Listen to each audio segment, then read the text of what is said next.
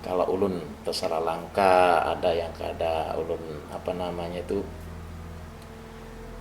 sengaja, ulun sebelumnya minta maaf karena ulun dan anak ulun dan istri ulun kan tidak tahu kaum datuk di sini, Ya, kan? nggak Ya, bisa melihat. nah nggak bisa kita lihat. Jadi ulun mohon maaf kalau ulun salah. Ada apakah salah membuang apa atau sebagainya kan? Ulun sebelumnya minta maaf.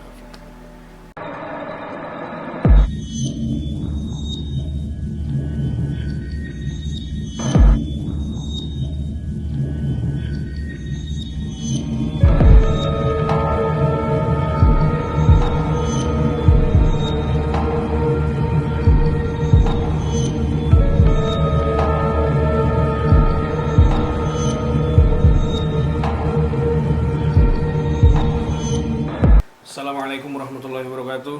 Balik lagi di channel kita Bakawanan Project. Yes. Di konten Bacem Bakawanan cerita mistis. Kali ini kita bertamu ke tempat beliau yang sangat terhormat, yang sangat luar biasa. Ya. Itu adalah biasanya kita manggilnya Kakung. Ya. Atau biasa nama Kakung siapa kok? Sunarti. Ya. Kakung ini adalah owner Warung New Blitar 2 yang ada di Sultan Adam seberang Bang Beten ya, Pak? Ya. Seberang Beten. Nah, jadi kalian buat ngumpul-ngumpul yang murah meriah, tidak muntah, di situ bisa di tempatnya Kakung di Warung Blitar 2. Kita biasa ngumpul di sana juga. Dan malam ini kita mau mau bertanya kepada Kakung tentang beberapa pengalaman Kakung dia. Seputar mistis. Awalnya Kakung cerita sama Adi, Iya. dan Adi cerita sama saya, dan akhirnya cerita itu, Kayaknya bagus untuk dibagiin ke teman-teman. iya. Gimana Kong? Kabar Kakung sehat Kong? Alhamdulillah sehat. Sehat. Kakung ke Banjarmasin udah dari umur berapa Kong? Masih jadi dulu tahun 90. Waduh, Sudah lahir, ya, 26 tahun lahir yang aku lalu. bentok. Udah 5 lahir. sebelum aku lahir Kakung Iya. sudah di sini. Jadi awalnya kejadian itu Kong kayak gimana Kong?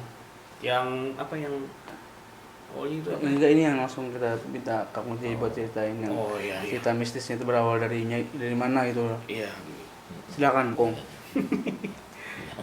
Ya ceritanya itu ya kejadian aneh tapi nyata. Memang kita awam karena kita nggak bisa melihat alam yang sebelah kan. Nah, gini, ceritanya itu kan dulu saya itu sebagai peternak ayam. Peternak ayam itu kan sewa-sewa kandang. Ya, Jadi, karena membutuhkan kandang satu lahan. ya sana saya sewakan. Nah, kebetulan itu kan yang satu ini yang memang posisinya ya memang kita posisi kandang nggak ada di kota kan, Iya, masih di hutan. masih di Hutan. Iya, pasti Cuma dalam. selama beberapa tempat itu pindah-pindah itu kan yang satu ini yang sangat Berkesan. aneh berkesan. Nah, itu. Sehingga saya nyewa juga kan situ. Nah, karena sewa saya kenalan juga sama lingkungan, ada kai-kai situ sering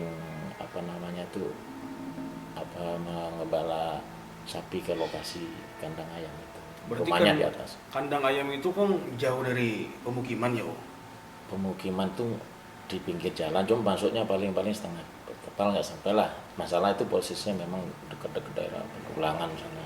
Oh, udah gitu dulu. Ya, ya terus itu ada pesan dari tanya kayak itu kan mau usaha ayam di situ kaju, mungkin kayak di situ kan kayak itu cuma saya kayak ini anak pesan juga aja kan asli Banjar Sidin kan. Nggih. Nggih kayak ada apa kayak selama ini yang ternak ayam di sana kada pernah berhasil juga kada lawas. Oh nggih ya kayak memangnya kenapa kayak kalau cucu usaha di situ hati-hatilah ya, di situ pasar katanya. Maksudnya pasar? Nah ini pasar saya gak paham kan maksud itu kan. Masuk kayak ini pasar mana kayak kan di hutan kayak masuk ke dalam situ pun jalan untuk ke dulang-dulang setapak aja kan, masuk kayak ini alam yang kadang kau dilihat kita orang-orangnya aja nggak melihat. Nah itu Pasar makhluk gaib. itu daerah itu kan rawan sekali, kita harus hati-hati. Nah setelah itu saya ya berpikirlah karena niat baik, niat usaha kan cari nafkah, sehingga malam itu saya ke sana kan izin sendiri di luar kandang di padang hutan itu, ya seolah-olah saya itu masuk, membayangkan saya masuk ke wilayah orang, ke rumah orang lah kesannya di situ. Ya, datang Pak Besar ini datuk lah nyampe kita kan, tuh ya, kita permisi lah, ya kayak ibaratkan kita nggak tahu mereka yang tahu kita, seolah-olah kita ada di tengah mereka. Jadi kok ya ngomong sendiri sih, cuma niatnya baik kan. Nah, jadi saya bilang tuh datuk-datuk yang ada di sini, ulun nih sebagai cucu nih mohon izin ulun ke sini tidak mengganggu keberadaan pian keluarga atau siapa aja yang ada di sini. Ulun niatnya cuma mencari nafkah, mencari rezeki kan itu. Nah, alhamdulillah mudah-mudahan kalau ulun tersalah langkah, ada yang kada ulun apa namanya itu sengaja, ulun sebelumnya minta maaf karena ulun dan anak ulun dan istri ulun kan tidak tahu kaum datuk di sini. Ya, Nah, nggak bisa melihat. Nah, nggak bisa kita lihat. Jadi ulun mohon maaf kalau ulun salah. Ada apakah salah membuang apa atau sebagainya kan, ulun sebelumnya minta maaf. Nah, jadi itu mudah-mudahan ulun ada rezeki lah di sini untuk tenang. Itu ngomongnya dalam hati apa langsung ngomong sendiri gitu? Mari. Istilah kita kayak bicara seperti ini. Jadi seandainya ada orang yang dengar, jadi kita bicara. Jadi seolah-olah kita tuh berhadapan sama kaum situ orang banyak lah yang ada di sana. Izin lah kalau kita masuk rumah kan tok pintu assalamualaikum dan sebagainya kan. Nah, setelah tenang ayam itu memang berhasil bagus. Berhasil kok. Bagus. Periode pertama itu saya rawat sama istri. Habis itu juga sama Yoga, anak saya itu masih kecil kan. Bertiga aja, berdua lah sama kandang satu. Itu kan berhasil, bagus ayamnya. Seolah-olah nggak percaya orang ini bahwa menghasilkan seperti itu. Di luar ekspektasi dari masyarakat sekitar ya Bang ya? Ya, gitu lah. Jadi kan ibaratkan hitungannya tuh melebihi overdosis kehasilan. Setelah itu kan karena bagus, ada teman saya ingin ikut kerja ikut istilahnya usaha di situ, ada kandang di atas masih ada kosong. Ada 2 lagi kan, boleh kerjasama situ. Nah, setelah itu kan kejadian apa namanya kan musim apapun hutan kasturi. Ya istilah izinkan buat kasturi kan 2 hutan. Saya sering ngambil itu kalau musimnya. Nah saya itu kan bawa parang. Satu yang panjang gedar, baru itu punya teman saya itu ya, baru beli. Artis kan baru ikut saya, baru ke hutan kan beli parang. Saya bilangi kan saya artis kalau di sini kita nggak tahu lah ya, harus permisi lah sama kaum yang nggak lihat sini ya. Iya mas, jadi mengarah ke kan pohon rambai apa kasturi agak masuk dari hutan yang dari kandang tuh masuk lagi. Setelah itu saya di depan itu istilahnya saya ini bawa parang tuh, tapi saya permisi cuma di hati, permisi tempat lalu. Nah kayak sepanjang kan sambil nebas ya. Nah tempat lalu sebelum nebas permisi menuju ke hutan itu sekitar ya 100 meter lah dari tempat kapal. Dari kandang tapi ya sahabat itu dapat berapa meter mungkin. Kawan saya itu kan minta, ayo mas aku yang di depan ya gantian ya. Oh ya saya bilangin tinggal permisi latih ya mas, tapi saya bilang nggak itu ya terus ada burung besar lewat saya, jadi dia tuh wah burung mas kecil ya teman apa lewat, sehingga setelah itu kita lanjutkan lagi kan jalan. Nggak ingat mungkin atau gimana, nggak ingat saat suruh permisi lewat situ di hati kan. Saya belajar saya permisi lah sama yang nggak lihat. Parang baru gede di teman kakung deh.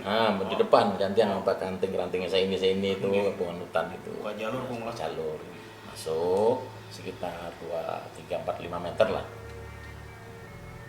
Terus bunyi parang nih bunyi menambah tuh, wah nyaring apa sih? patah dek. Patah. Parang yang baru. Parang yang besar itu baru mengkilat, masih beli di Martapura itu, di Ondi Martapura itu.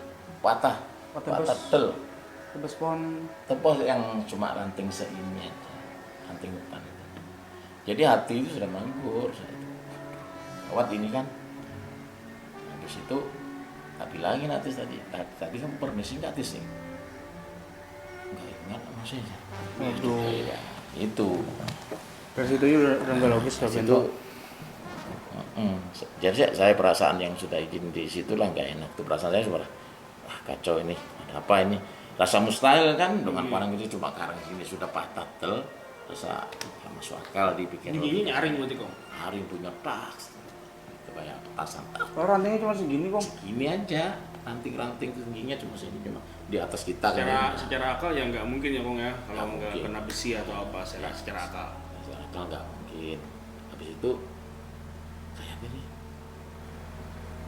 ya sudah kita batalkan aja, kita bulik aja. Nggak jadi masuk. Saya merasa nggak enak, Ya, nggih. bulik aja istirahat. Nah, itu kan posisinya kan tengah hari. Nggih. Nah, tengah hari bolong menjelang kembang duhur kan. Nggih.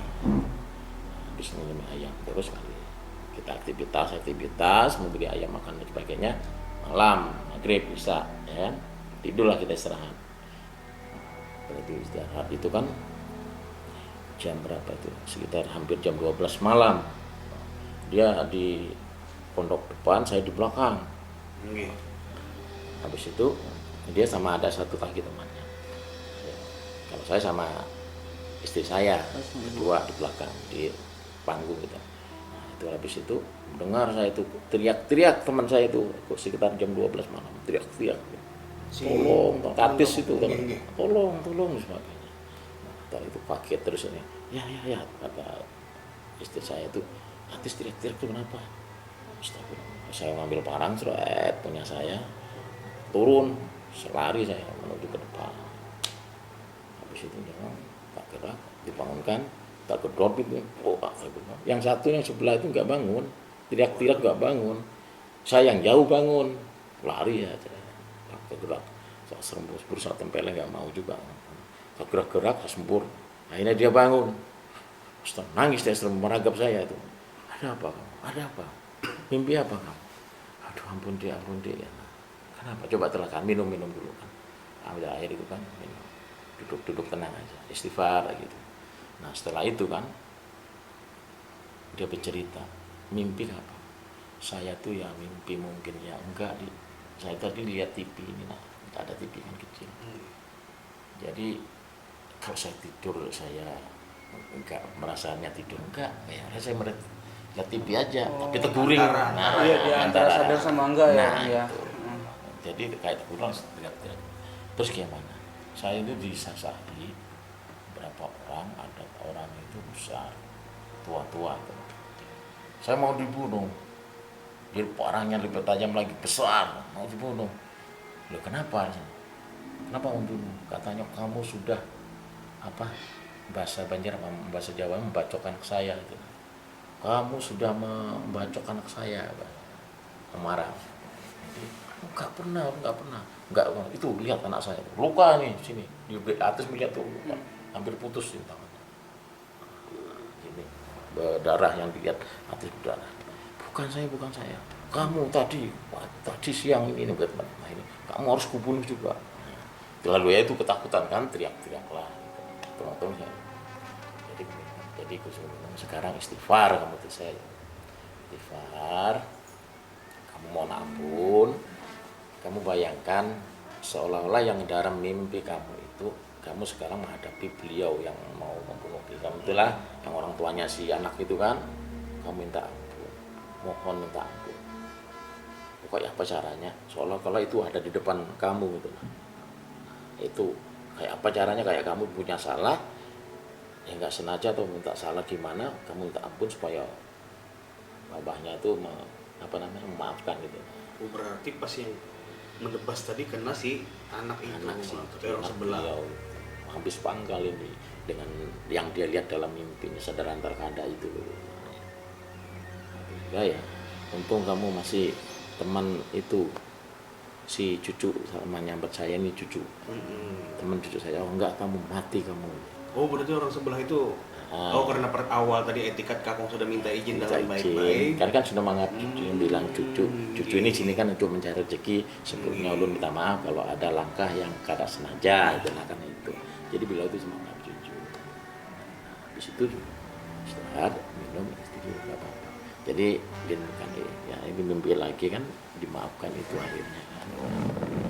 Itu istilahnya. Jadi sangat mengerikan kan itu. Iya. Dan ada lagi yang 2 kali memang di situ yang terjadi. Yang terjadi yang keduanya itu anak buah saya itu kan baru. Nah, isi lagi kan periode berikutnya itu baru. Nah, baru itu kan saya tinggal ke pembersihan, kan ayam kan masih kecil, kan tinggal banjar. Nah, banjar karena balik lagi, minggu sebentar aja kan. Setelah itu mulai lagi ayam sudah pembuangan limbah yang masih kecil itu kan sekian hari kan harus dipindah, dipelajari, digelagar, dibuang kotorannya ya, dibuang.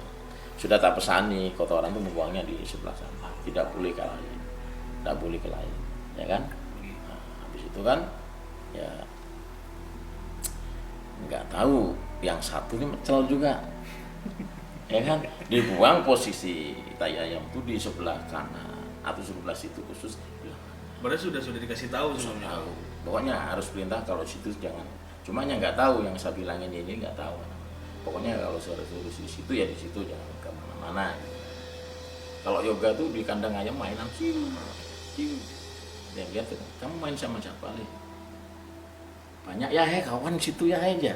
Oh yoga kecil. Masih kelas berapa? Masih umur 4 tahun. Karena dekat pasar tadi kong ya. Nah, di bawah pohon kasturi yang berkandang. Saya ngerti sudah. Nah setelah itu saya beli ke rumah kan, tai ayam tuh nggak ngerti kalau dibuang ke sebelah. Nah saya masuk, tiap jam tuh saya kan harus ngeliling malam itu, keliling. Saya turun pakai sepatu bot, pakai parang besar, takut ada ular dan sebagainya. Turun sekitar jam 12 lewat itu. Jaga kalau ada ular besar banyak kan masih itu. Nah, kita itu turun antara kandang satu sama lain, keliling-keliling di pertengahan di bawah pohon kasturi. Saya kayaknya ada berhenti, ada hitam-hitam, tak kira kucing. Kecil Kayak kucing, hitam-hitam atau kucing, tak kira tak suruh. Tetap kucing, seret. Nah, dari situ agak terus membesar, ya kan? Nah, habis itu saya tuh kayak antara sadar dan kada, sehingga kayak tidur kayak enggak itu, klep.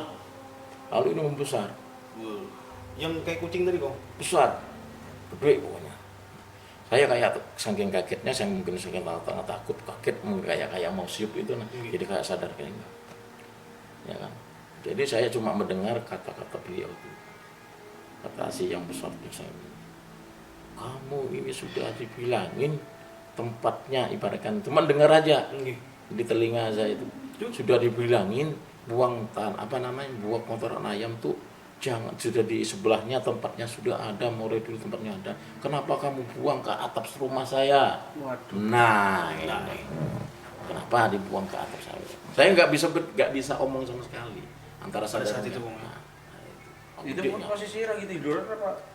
Di tengah jalan, jadi kayak berdiri itu. Lagi jalan? Iya, di bawah pohon kasturi itu kecil besar jadi sehingga menghadapi ini semakin besar, kayak ketakutan, kayak kaget itu, sehingga kayak setengah rada pingsan ya.